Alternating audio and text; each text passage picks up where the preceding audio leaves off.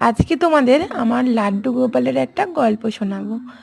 অনেক বছর আগে একটা ব্রাহ্মণ পরিবারে সেই ব্রাহ্মণ আর তার পুত্র বসবাস করত।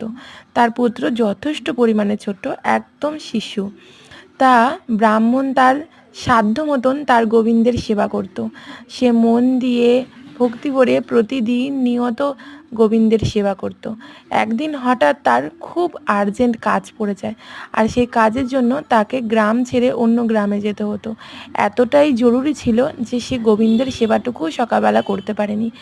তাই সে দুঃখিত হয়ে গোবিন্দকে বলল, গোবিন্দ, আমি তোমার সেবাটা কি করে করব বলো, আমাকে তো এখনই বেরিয়ে যেতে হবে।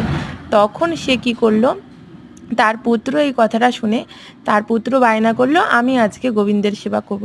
তখন সে বলল, তুই গোবিন্দের সেবা করতে কি পারবি? তখন সে জেদ ধরল, হ্যাঁ আমি পারবো, তুমি প্রতিদিন করো, আমি তো তোমাকে দেখি, আমি ঠিক পারবো। তখন সেই ব্রাহ্মণ বলল, ঠিক আছে, গোবিন্দের সেবা করেই তুই কিন্তু আহার গ্রহণ করিস, গোবিন্দ সেবা না করলে কিন্তু আমরা আহার গ্রহণ করতে পারি না। বলল, ঠিক আছে বাবা, তুমি যাও, আমি ঠিক গোবিন্দের সেবা করব। সেই গোবিন্দের সেবা করার জন্য সে খুব সুন্দরভাবে গোবিন্দের ভোগ রান্না করলো, আর সেই রান্না করে গোবিন্দকে ডাকতে থাকলো, গোবিন্দ।